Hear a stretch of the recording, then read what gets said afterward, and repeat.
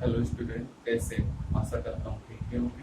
तो आज हम एनसीईआरटी मैथमेटिक्स क्लास 10 का चैप्टर 6 का दूसरा प्रमेय का अध्ययन करेंगे।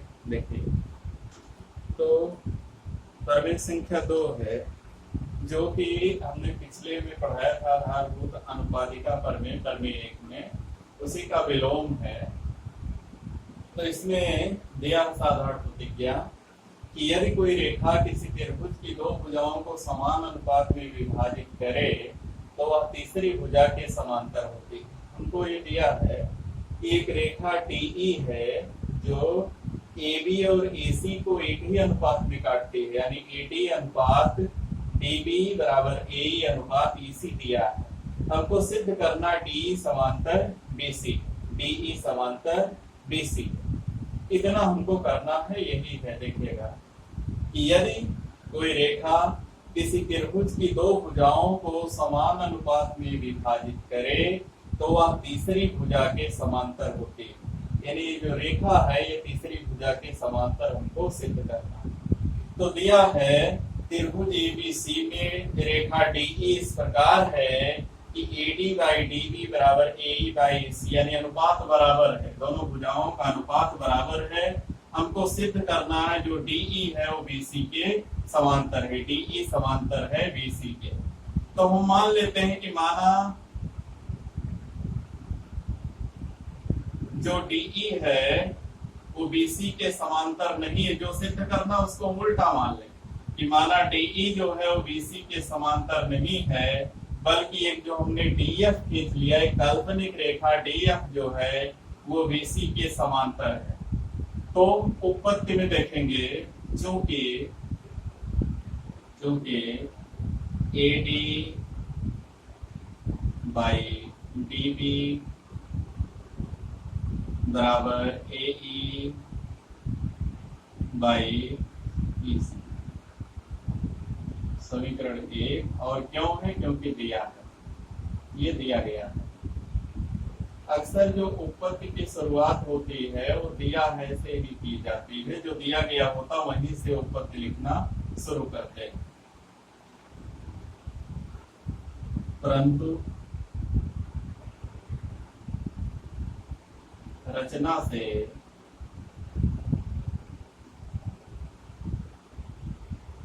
चूंकि DF समांतर BC है, रचना कहती है DF समांतर BC है, इसलिए AD बाई DB बराबर AF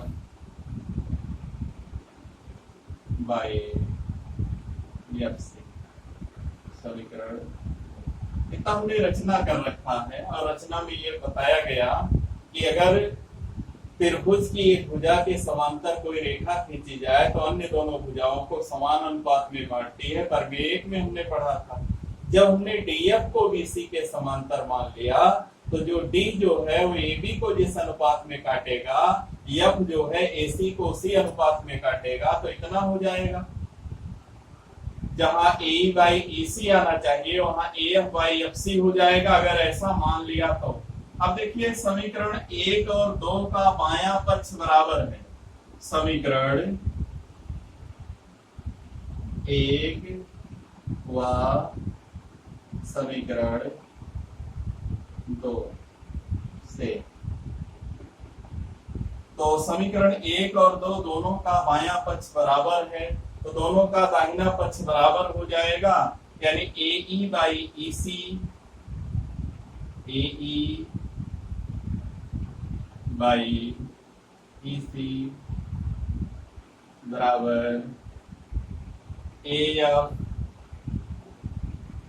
बाई FC। और यहां देखिएगा AE बाई EC बराबर AF बाई FC। क्या ऐसा संभव है कि ये दो अलग अलग बिंदु हों और दोनों बिंदु जो है रेखा को एक ही अनुपात में बांटें? यह संभव नहीं है, यह संभव नहीं है।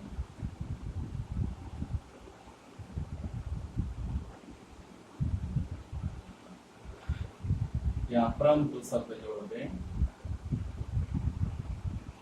परंतु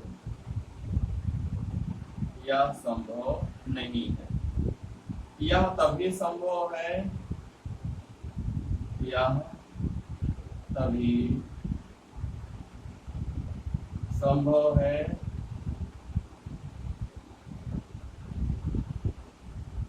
जब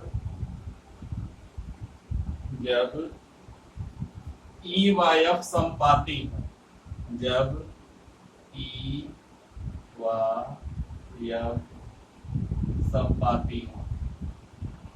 संपाती का मतलब एक ही स्थान पर।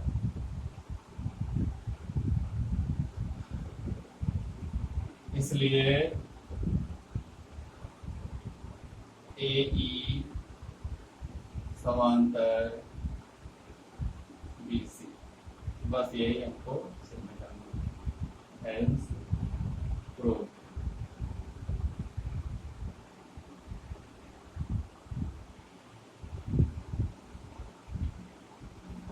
तो ये हमारा होगा प्रमेय संख्या 2। तो प्रमेय संख्या 2 की साधारण प्रतिज्ञा है, यदि कोई रेखा किसी त्रिभुज की दो भुजाओं को समान अनुपात में विभाजित करे, वह तीसरी भुजा के समांतर होती है। तो यानी एक त्रिभुज एबीसी दिया है, उसमें एक रेखा डीई इस प्रकार है जो एबी और एसी को समान अनुपात में काटती है। एडी बाई डीबी बराबर एई बाई ईसी। हमको सिद्ध करना है कि डीई समांतर है बीसी के। हमने मान लिया कि माना डीई और बीसी समांतर नहीं है, बल्कि डीएफ जो है वो बीसी के समांतर एक काल्पनिक रेखा डीएफ खींच लिया। तो जो दिया उसके हिसाब से एडी बाई डीबी बराबर एई बाई ईसी होगा, समीकरण 1 मान लेंगे। जो हमने रचना किया उसके हिसाब से एडी बाई डीबी बराबर एएफ बाई एफसी होगा, इसको समीकरण 2 मान लेंगे। समीकरण 1 का बायां पक्ष एडी बाई डीबी, 2 का बायां पक्ष एडी बाई डीबी बराबर है, दोनों का दाहिना पक्ष ए बाई ए सी बराबर एफ बाई एफ सी यहाँ पर हो जाएगा। लेकिन ई और एफ दो अलग अलग बिंदु हो और दोनों का अनुपात बराबर हो, ऐसा संभव नहीं है। यह तभी संभव है जब ई और एफ एक ही स्थान पर स्थित हो, अर्थात ए समांतर तो एडी, अर्थात एडी समांतर बीसी। और यही हमको सिद्ध करना था। देखिएगा ए नहीं बल्कि एडी, एडी समांतर बीसी। जो हमने माना था उसको हमने गलत सिद्ध कर दिया। एडी समांतर बीसी, एएफ समांतर,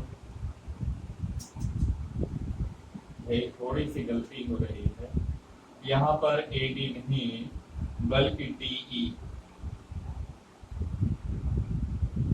डीई समांतर होगा बीसी के, और डीएफ जो है वो बीसी के समांतर हमने माना था और उसको हमने गलत सिद्ध कर दिया।